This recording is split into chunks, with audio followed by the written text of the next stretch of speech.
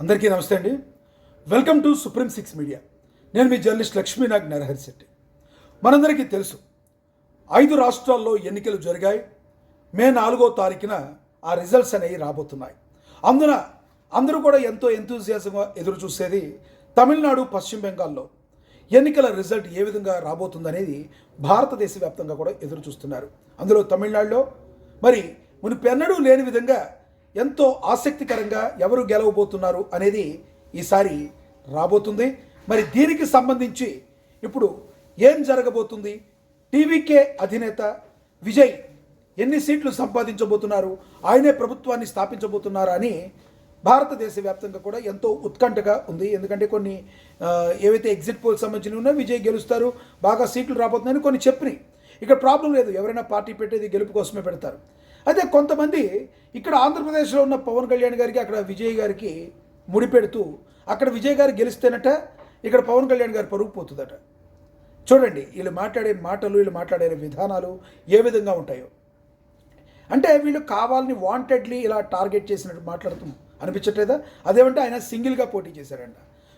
అరే బాబు, పెచ్చోళ్ళలాగా మాట్లాడుతున్నారు. పవన్ కళ్యాణ్ గారు 2014లో పార్టీ పెట్టిన తర్వాత ఆయన పోటీ చేయకుండా బేషరతుగా, అప్పుడు రాష్ట్రం విడిపోయింది కాబట్టి బేషరతుగా ఆయన కూటమి ప్రభుత్వానికి, ఎన్డీఏ టీడీపీ కూటమి ప్రభుత్వానికి ఆయన సహకారం అందించారు. ఇక 2019లో అక్కడ మాకు నష్టం జరిగిందనే అభిప్రాయంతో 19లో ఆయన ఇండివిజువల్గా పోటీ చేయడం జరిగింది. అఫ్కోర్స్ 2 చోట్ల కూడా ఆయన కూడా ఓడిపోయారు.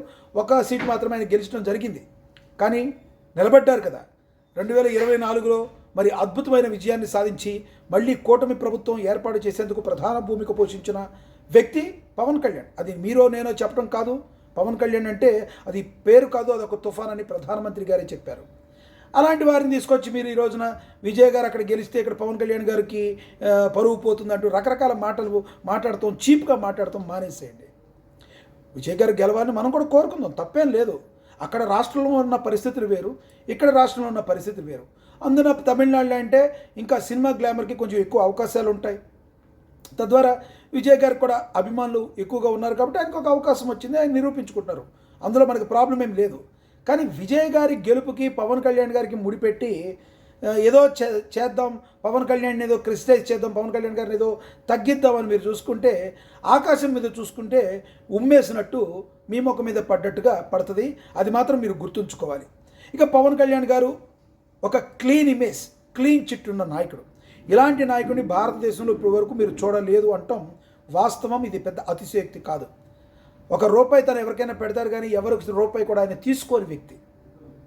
కాబట్టి ఇలాంటి పవన్ కళ్యాణ్ గారు రానున్న రోజులు, అప్పుడు ప్రస్తుతం ఆయన ఉప ముఖ్యమంత్రిగా ప్రజలకు చేస్తున్న సేవ చూస్తే రానున్న రోజులు ఆయన ప్రభంజనం ఏ విధంగా ఉంటుందో ముందుగానే గుర్తించి సోకాల్డ్ పేటీఎం బ్యాచ్ ఈ యొక్క ప్రచారానికి తెరలేపింది. పవన్ కళ్యాణ్ గారిని తక్కువ చేసే పనికి మొదలుపెట్టింది. పప్పులైతే ఉడకవు, 100% డౌటే లేదు. పవన్ కళ్యాణ్ రేంజ్ వేరు, ఆయన స్థాయి వేరు. చెప్తారు కదా, ఆయన రేంజ్ వేరు, ఆయన స్థాయి వేరు. కాబట్టి విజయ్ గారు అక్కడ గెలవచ్చు, గెలవకపోవచ్చు, మంచిగా ఉండాలని కోరుకుందాం. కానీ ఆయన గెలుపుకి పవన్ కళ్యాణ్ గారికి ముడిపెట్టి మీరు అదేదో అంటారు కదా, బోడిగుండికిను గుడ్డుకి ముడిపెట్టొద్దని కోడిగుడ్డు మీద ఏకలు లెక్క పెట్టొద్దు అంటారు కదా. ఇలాంటి పనులు మానుకోవాలి పేటీఎం బ్యాచ్ అని చెప్పి జన సైనికులు, జనసేన నేతలు, పవన్ కళ్యాణ్ అభిమానులు అందరూ కూడా చెప్తున్న పరిస్థితి. మరి మీరేమనుకుంటున్నారు ఈ విషయం గురించి కామెంట్ బాక్స్లో కామెంట్ చేయండి. నమస్తే, నేను మీ Lakshminag Narahari Shetty. Please subscribe Supreme Six media.